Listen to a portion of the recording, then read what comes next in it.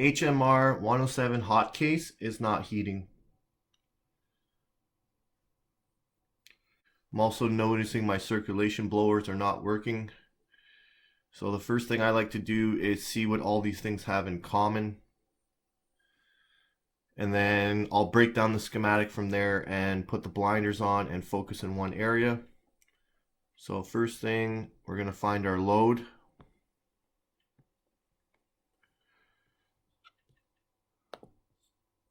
So my heater circuit's here for the top radiant heaters. Or sorry, those are the bottoms, these are the top ones. And here are my blowers that are not working. Okay, we'll start with the heaters, so let's see what they have in common. So we're all coming up this line here.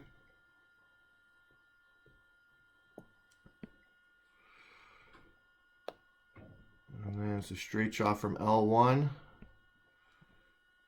And we have our contactor contacts for our main contactor right here. Okay, let's go draw our L2 side. So we're coming up through here. Same thing, we're being stopped on the contactor. And then if we go and draw the one for the base, we come through here,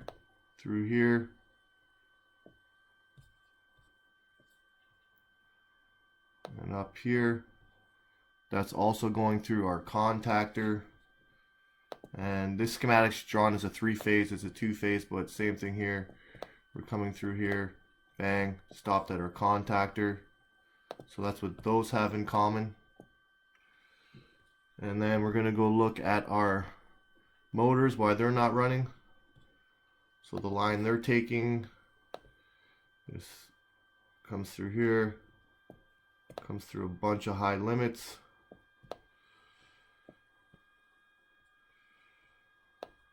Comes up, over, comes through our power switch, our fuse, and we're jumpering the contactor, so the contactor does not affect those motors. So that tells me the problem is going to be in two places. One's the contactor and the other one's going to be this line here. So what I'm seeing here is the contactor's not pulling in. Well, what pulls in the contactor? Okay, it's our coil right here. And if we draw the line for the coil, we have one coming through here.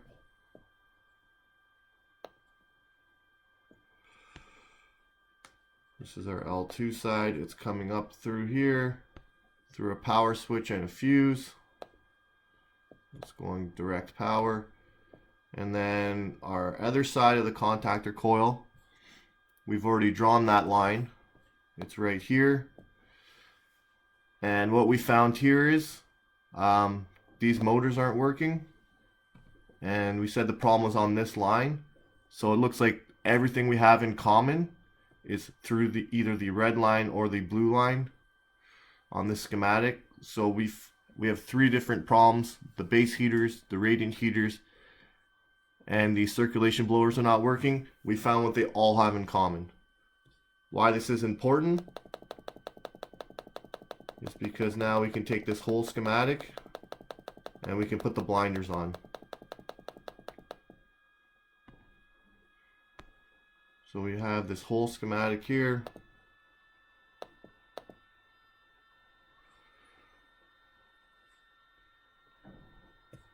We can now just go like this,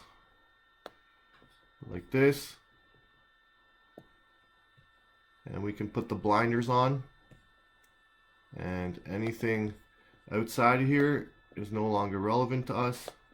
So this doesn't matter, this doesn't matter, and we can just focus in this area here. Alright, so I'm going to bring up the schematic from the actual unit just because we can read it a little bit better. So I have 208 volts at the incoming side of the contactor, which confirms power into the unit. Okay, so first thing I'm going to check is going to be power in. So I can check that off the main contactor right here. If I have 208, I move on.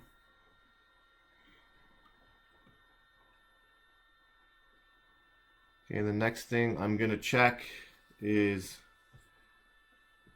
the main contactor. So what we're going to do right now is rule out if the L1 side is bad or the L2 side is bad. How you're going to do that? We're going to test the L1 side, and we're going to test it to our L2 coming in.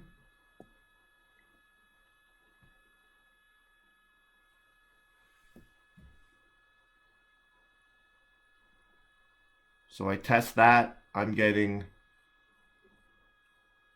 0 volts.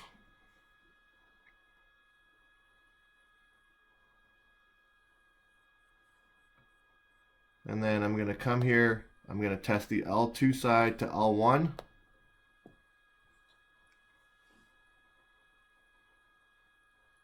I test that, I'm getting 208. So what does that tell us? It tells us this whole line here is good. We can draw this right up to here, and up to L2.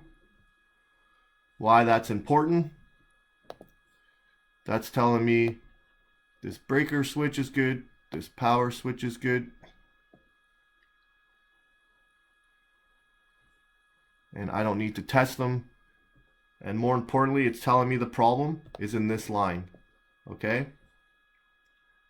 So that just made the troubleshooting that much easier. So literally, the blinders now are right here. This is the only section I'm concerned with now. Everything else has become irrelevant to us.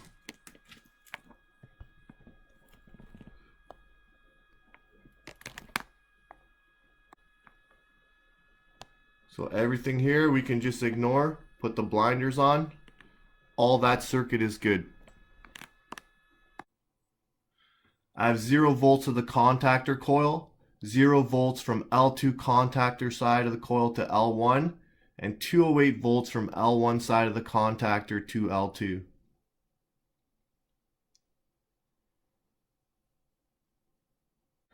Alright, so it's extremely important that you know which side of the contactor you're testing, because if you're going from L1 to L1, it becomes potential difference. That's not what we want. It'll give you a different reading, so you have to make sure you go from your L2 side. So we're just going to start going down the line and simplify this and only test a couple points here. So we know we have power here because we checked at the contactor. I'm going to test this power switch right here. L2 side of the contactor to power in L1 side of the switch, I have 208 in, I have 208 out. So we have 208 at this power switch, which tells us this is good. We checked power in and power out, so we know we're good until this point here. Okay, another hint here that the power switch was good was these canopy lights. They turned on. So that's already telling me this switch is good. Okay, these are little hints that we can do, but just for the sake of troubleshooting, I troubleshooted the power switch. I didn't need to. Okay, so if I keep going in line here, the next point, so it comes through here. Because the canopy lights are good, we know all this wiring's good. Or sorry, the canopy cooling fans. We're good to here. We're good to here. We're good to here. So I'm at this first canopy high limit. Okay, because the canopy high limit's up top, I'm going to troubleshoot from the other side. Meaning I want to troubleshoot underneath the unit just so I don't have to take more panels apart. So once again, I'm going to take my L2 side of the contactor and I'm going to come actually to the last high limit here. So there's 3 of them in line. 1, 2, 3. Okay, I'm only going to test. I can test them one at a time. So 1, 2, 3. So I'm going to come and test at this point here.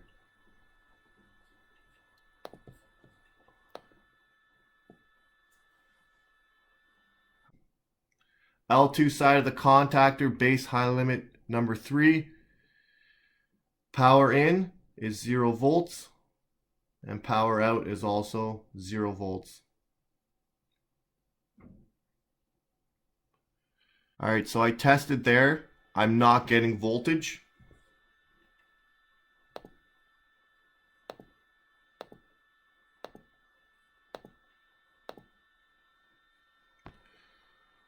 So what this means is the break is somewhere between here and here. Okay? I don't need to come test this point here or this point here because the bridge is open right here, somewhere in this section here. Okay? So my next thing I'm going to do is test from the L2 side again. I'm going to test this canopy high limit. L2 side of the contactor to power into the canopy high limit, I have 208 in and I have 208 out.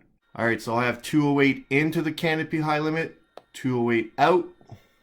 So that means we can take our line, let's draw it down. So we're right here. So far we've drawn our line all the way here. We know there's no power on this base high limit here. So that can only mean power has been lost in this section right here.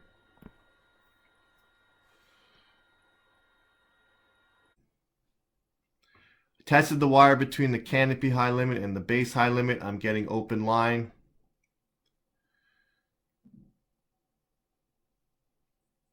This means I have a bad wire. Okay, as you can see, I have a broken wire. It's not always visible that way. How I determined the wire was definitely broken in that section was really simple. I did a continuity test from this point and I removed the wire. At the lower base high limit, I had an open line in this section.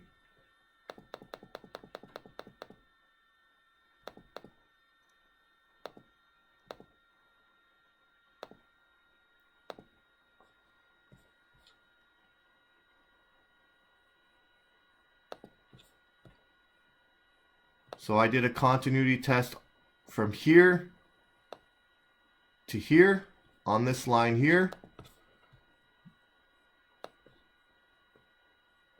And it's showing open line.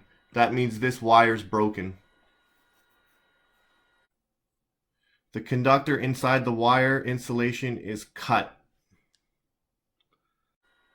Okay, so based on that testing, if we go back and count all the things we tested, so we came in, we made sure, hey, is there power at this contactor coil? There was not. So what I did next was, which side is broken? So based on the test that we did, L2 contactor coil side to L1, it gave us 208. It told us this entire line here was good, which means I don't have to test anything on this line. Power switch, fuses, I can skip them all. So then we knew the problem was on this side, so we started at the top. We went power switch. So now we've tested 3 things.